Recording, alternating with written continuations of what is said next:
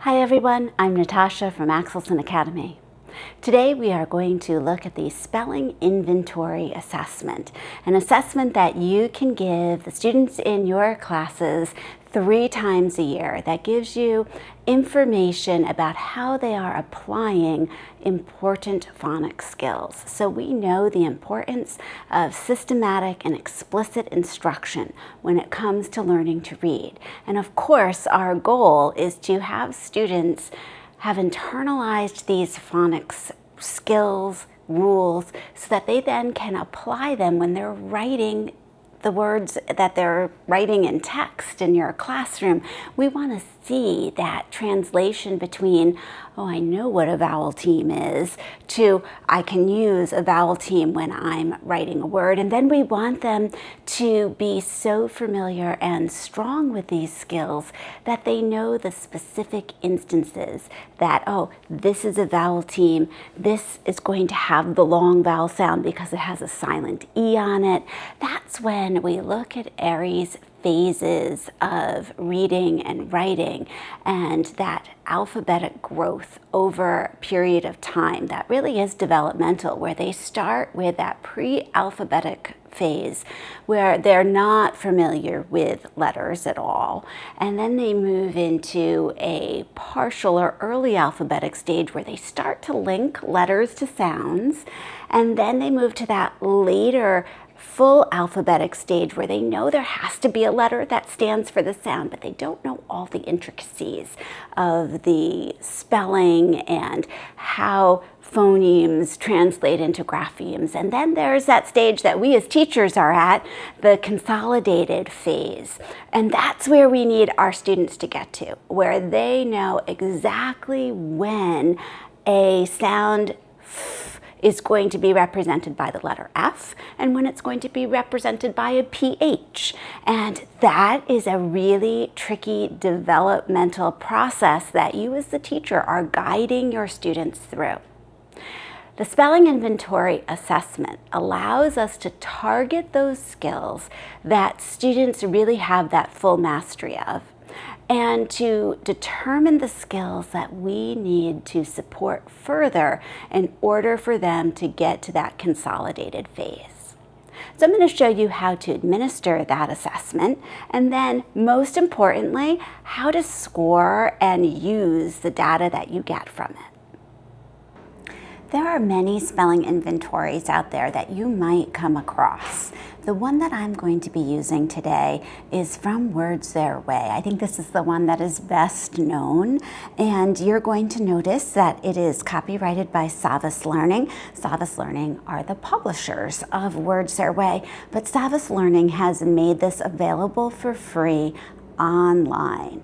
When you Google Words Their Way spelling inventory, you will get many different websites of people who have published or scanned this in, and I highly recommend that you go with the actual Savvas people here because they've updated this, and I'll explain that to you as we go along. I'm going to put this link in the description below so that you have the link to what I feel is the best version, most up-to-date, and cleanest copies that you can run off.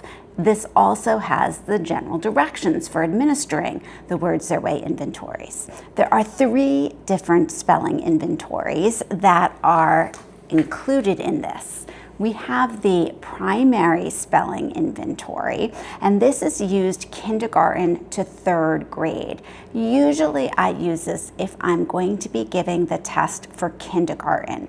And they recommend that if you are using this for kindergarten students or other emergent readers, maybe you are tutoring and you have a very advanced 4-year-old, you are going to usually call out the first 15 words and then sort of make that call as to whether to continue or not.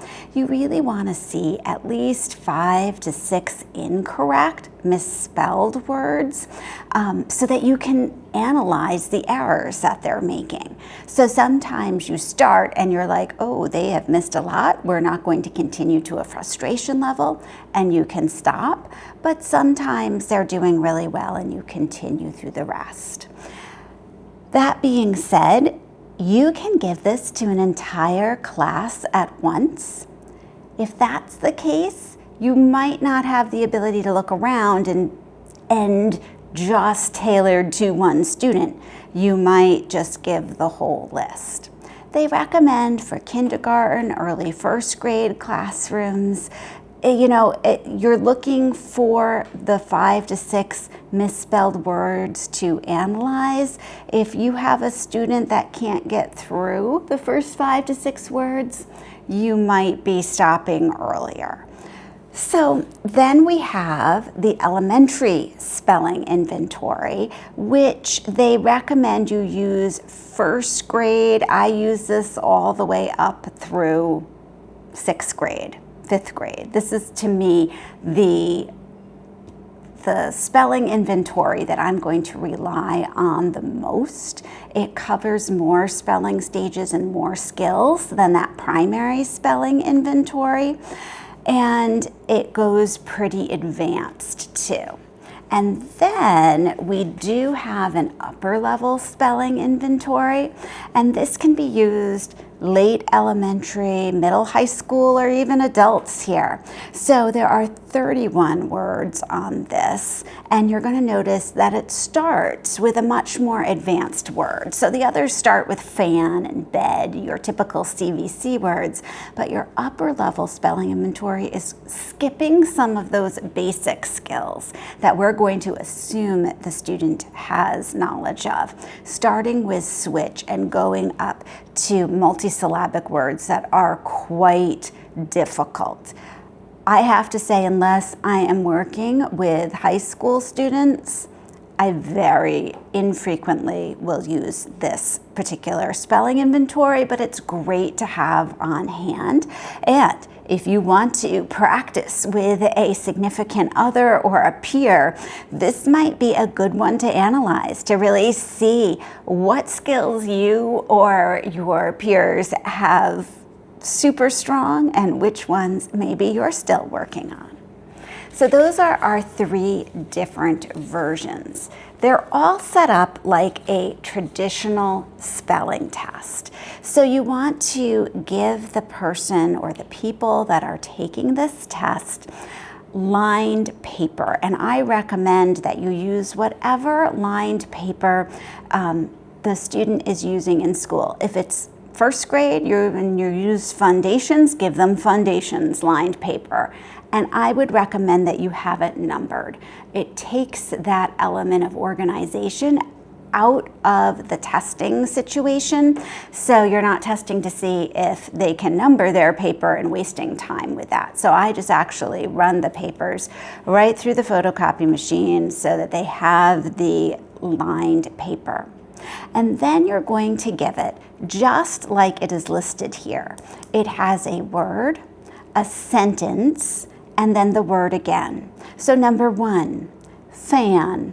A fan will keep you cool on a hot day. Fan. And then you wait until you feel like they have a long enough time to write. Number 2, pet. I have a pet cat who likes to play. Pet. And it's important to make sure you're using the sentences because that helps students understand what you said, and it also gives them the particular context of that word.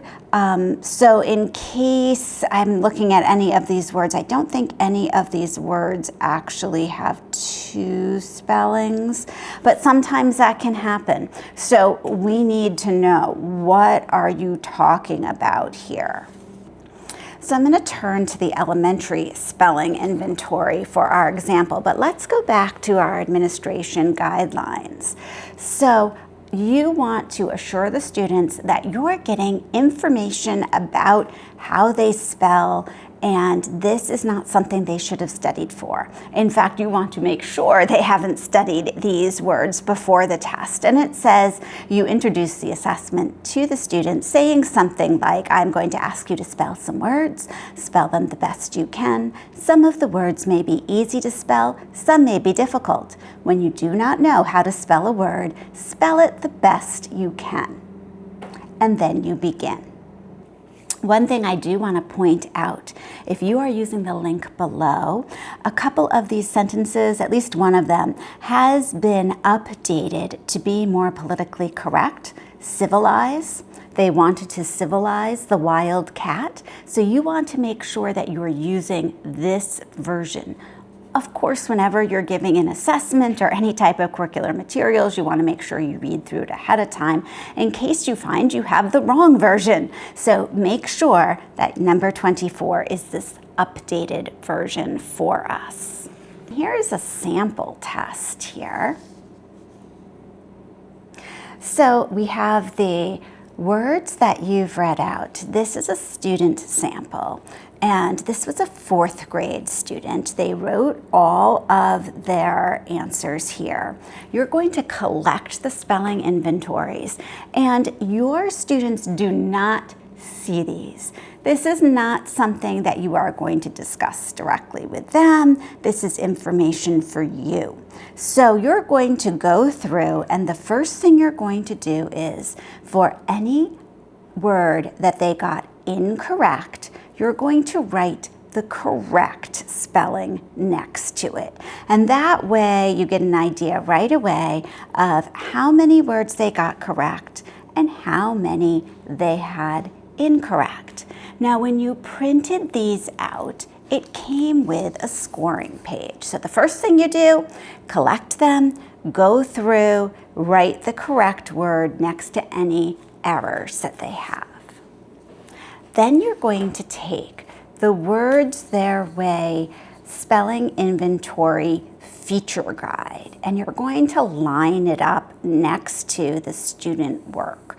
So this is where we get the powerful learning and analysis that comes from scoring these. And the first thing you're going to see is you're going to put your student's name up here, the teacher, the grade, and the date.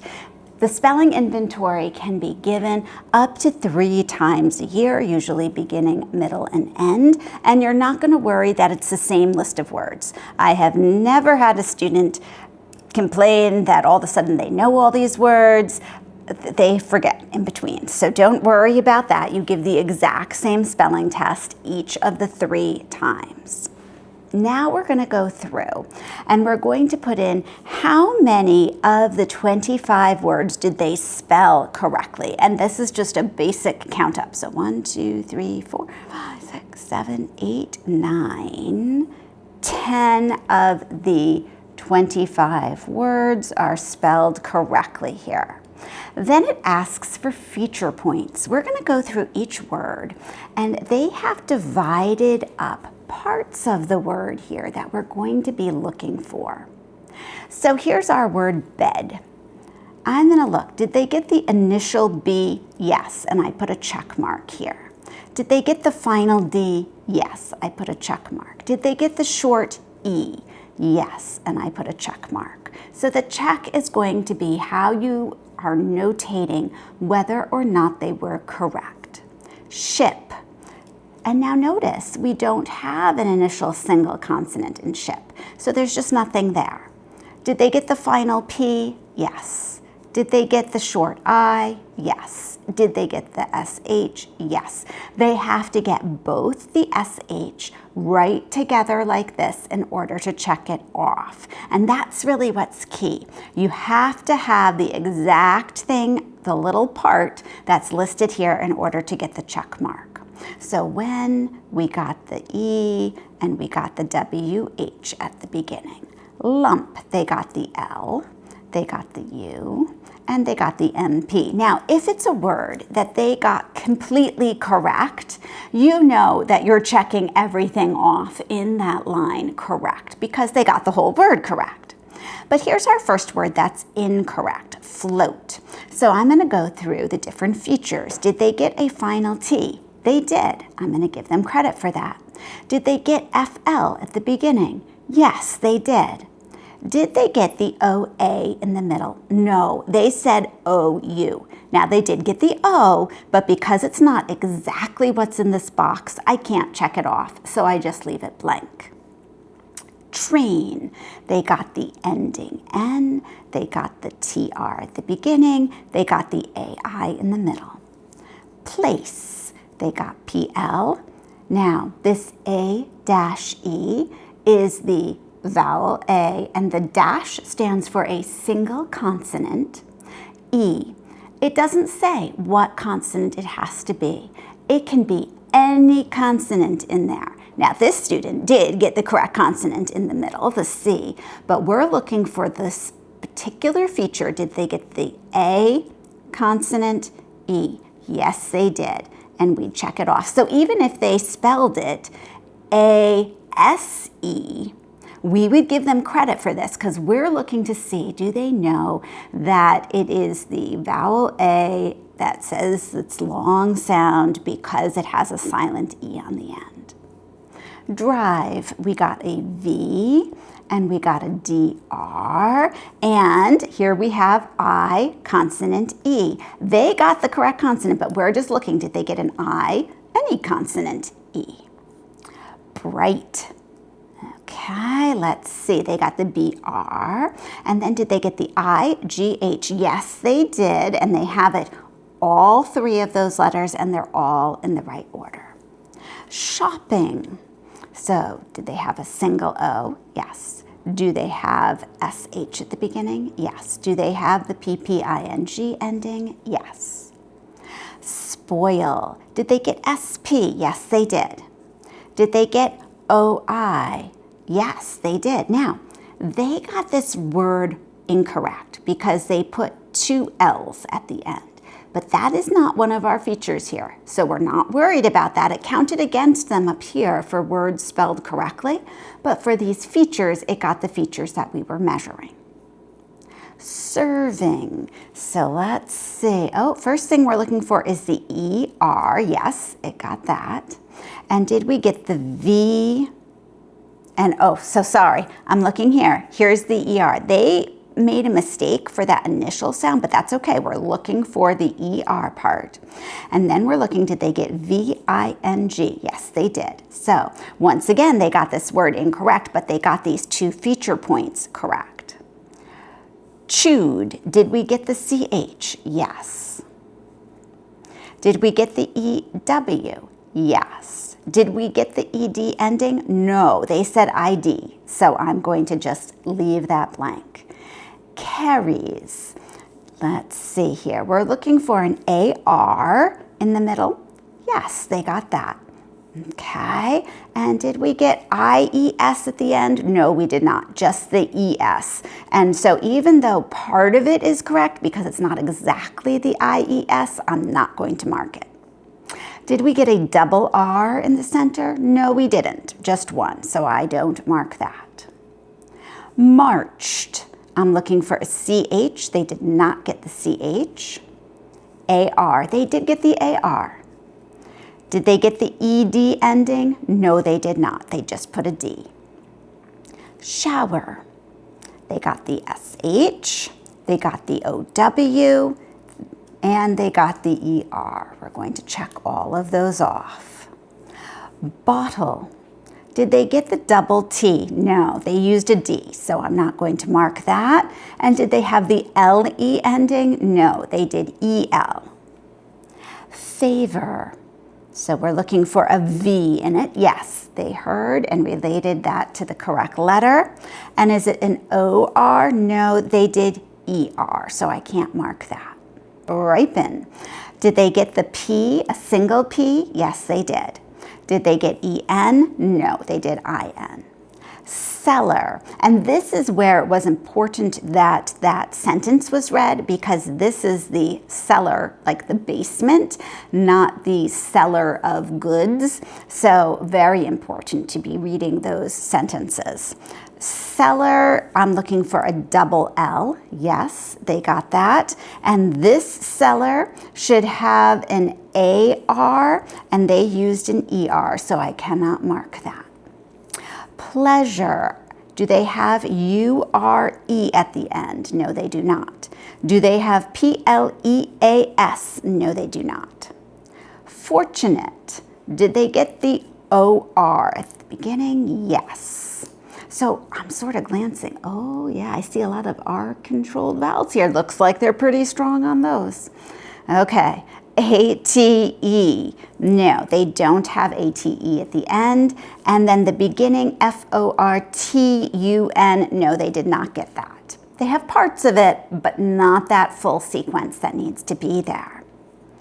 And then we have confident. Did they get the E-N-T? No. Did they get the beginning, confid? No. Civilize. Did they get the I-Z-E ending? No, we did not. Did we get the beginning civil? No. And then opposition, do they have the T-I-O-N? No. Did they hear the P-O-S in the middle? No. So we're going to leave them blank. And you know, this spelling inventory is very much what I often see. So you're seeing these skills get more difficult as we go along, and the student starts to have more trouble. It makes sense. They're more confident with the easier, more foundational, basic skills. So now I'm going to go through, and at the bottom, we have a number of feature points possible for each skill.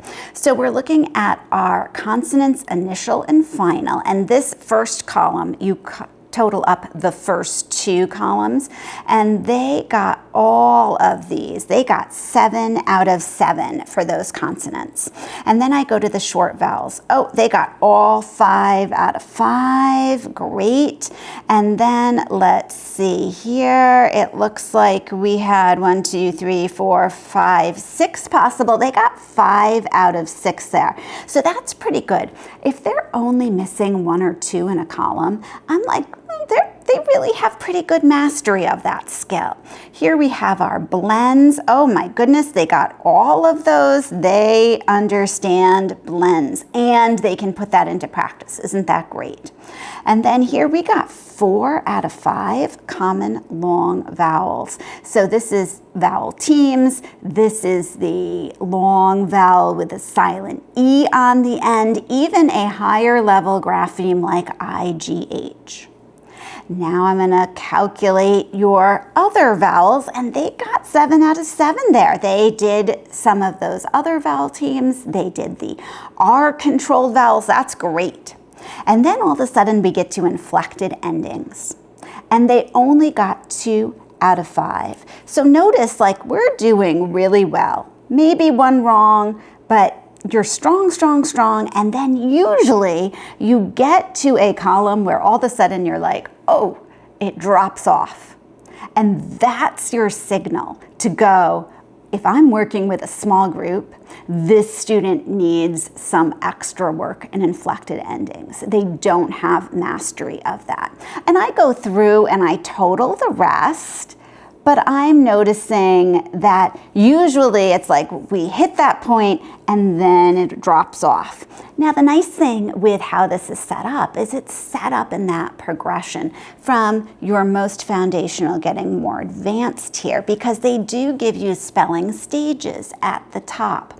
Now, some people don't use spelling stages as much as others. To me, it's these features, these skills that are most important here, but it can tell you the spelling stages up there also. But I'm gonna go, oh, we need some small group work with the inflected endings, and then once they know that really well, I'm gonna go over here to where we have to double that middle, or maybe we don't double a middle consonant when we're getting into multisyllabic words. And we're getting into these advanced word endings that we see frequently in multisyllabic words. These bases or roots, maybe we're looking at some morphemes here to see how that looks. So this gives us so much information. Let's take another one. Well, we'll finish scoring this one. So you would then go across and you would total how many feature points total they got here. I believe it's 41. And how many words? And I'm just going to put that up here.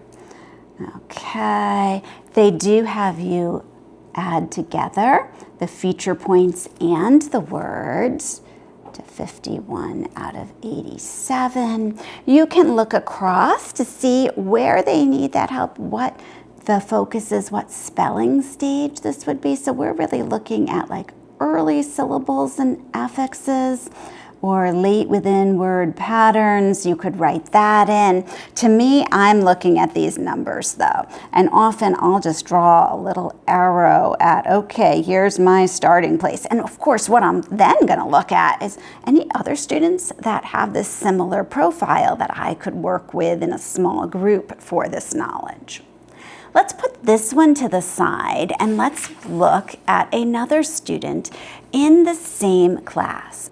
Here's another student in the same class. You're going to notice that my scoring paper looks a little different here. I found this online also, but basically it's the same. I do like that the print is a little larger here, so that is fine. Just make sure it's identical in the particular features that we're looking at. So here's our next student. The first thing we're going to go through is we're going to see how many words they spelled correctly. 1, 2, 3, 4, 5, 6, 7, 8, 9, 10, 11, 12, 13, 14, 15 words correctly spelled. And now we're going to do our feature points. So we've already written in the correct spelling next to those that are incorrect. And we're gonna go through. Okay, bed is all correct, so I'm checking all of them off. Ship is all correct. We're checking them all off. When is correct. Lump is correct. Excellent. Then we get to float. Float, okay. Does it have an ending T? Now, the T is not right at the end. However, I can look at how they wrote this. They have the T as the ending sound. Obviously, they've learned the O and the silent E on the end, so I'm giving them credit for that. The FL at the beginning, they have. Do they have an OA in the middle? No. But right away, I'm thinking to myself, this is a good mistake. They have been taught the long O sound, which is caused by the silent E with a single consonant in the middle. They just don't know that it's not used for everything yet, and that in this case we were looking for the OA vowel team. So they're starting to, and we see this a lot, they've learned this skill and they're just applying it to everything that needs that long vowel sound. They're not specific in what cases we need. So train, they got correct. They have the N, the TR, and the AI. Place, they got correct. They have PL, they have the A consonant silent E. Drive, they got correct. And now notice, so V, do they have the V? Yes, they have the V there. And then we have the DR at the beginning, I consonant E, perfect. And then we get to bright. So do they have the BR? Yes. Did they get the IGH? No, they're still using that vowel consonant silent E that they are applying in the wrong place, but it does give them that correct sound. So they're getting there, but no, I can't give them the IGH. Shopping, do we have a single O? Yes. Do we have an SH at the beginning? Yes. Do we have the PPING? Yes. Spoil, we have the SP, we have the OI. Serving, we have an ER, we have the VING. Chewed, yes, we have CH, we have EW, we have ED. Carries, do we have AR? Yes. So I'm going to give them that. They don't have the double R, but that's okay. That's not what it asked for. Do they have IES? No, they just have an ES. It has to be the whole thing, so we can't give it to them. Do they have a double R? No. Marched, they have the CH, they have the AR, they have the ED. Shower, they have the SH, they have the OW, they have the ER. Bottle, they have the two T's, they have the LE ending. Favor, we have the V, yes, we do not have the OR. Ripen, we have a single P, we have an EN. L, 2 of them. Yes, we have the double L. We did not get the AR. We have the ER.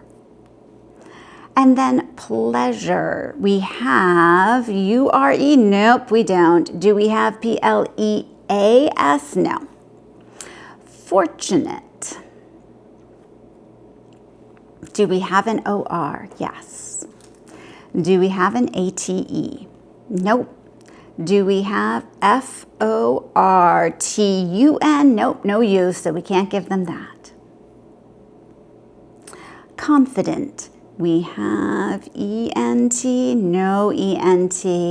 Do we have CONFID? No, we do not. We have ED, okay. And then we're looking for the IZE in civilize? No. Do they have the civil part? No. Do we have TION? Yes. That makes me think they've been taught that ending. And then do we have a POS? No, we do not. Okay, so now we're going to take and we are going to total up our feature points. And once again, this is looking pretty good as we're going across. Strong, strong, strong. Missed one, but that's still strong. We got all of our other vowels. We did miss one inflected ending, but that's still pretty good. We missed one of the syllable junctions, but really not bad. Okay, now we got 2, the unaccented final syllables. Okay, so we missed 2 of those R controlled syllables at the end.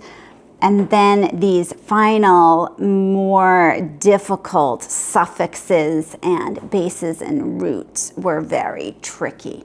Okay, so then we would total this up. I got 48 there.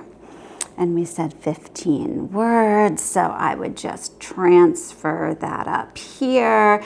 And then you can do a total of 63.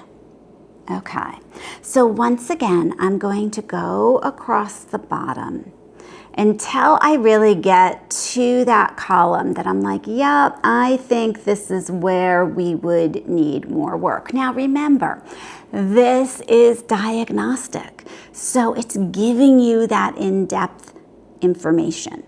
If I counted the feature points incorrectly and it was only 47 feature points, probably not the end of the world. What I want to look at is what skills am I focusing on? Whether it's an advanced student, the student did very well, or whether it's a student that's struggling, I want to know how I can individualize their instruction to make it better for them. Now we do have some cut scores here that give you an idea of where your students should be at different times in the year. So you need to notice that the primary spelling inventory was given for first and second. We don't have a kindergarten one here. Third, fourth, and fifth, the elementary spelling was used. So these were both fourth graders, and they're saying beginning of the year, you're looking for about 13 words correct and 38 feature points. End of the year, 15 words correct, 42 feature points. So let's take a look at this student. And this student at the beginning of the year had 10 words correct instead of 13, so a little lower, but they had 41 feature points. That's not too bad, really. It's above the 38. We're not to the end of the year, but that's reasonable, not too far below. Let's look at our other student. And our other student had the 15 words, so they're already at the end of year benchmark for total words, and they had 48 feature points, so they're above the end of year feature points there too. That makes me feel really good about the student. Does it mean that I'm going to say we need to do no work this year? No, of course not. I'm going to be able to, though, instead of wasting time on things that the student's already showing mastery of, I can push them a little bit further in their phonics growth, in their ability to write and encode these words, which is so important. So just a reminder that you really shouldn't give this more than 3 times a year, beginning, middle, and end. So that has been the spelling inventory assessment. I hope this is helpful to you. And if you have any specific questions, feel free to drop them in the comments below and I'll be happy to get back to you as soon as I can. Thanks so much for joining me, and I'll see you in the next video.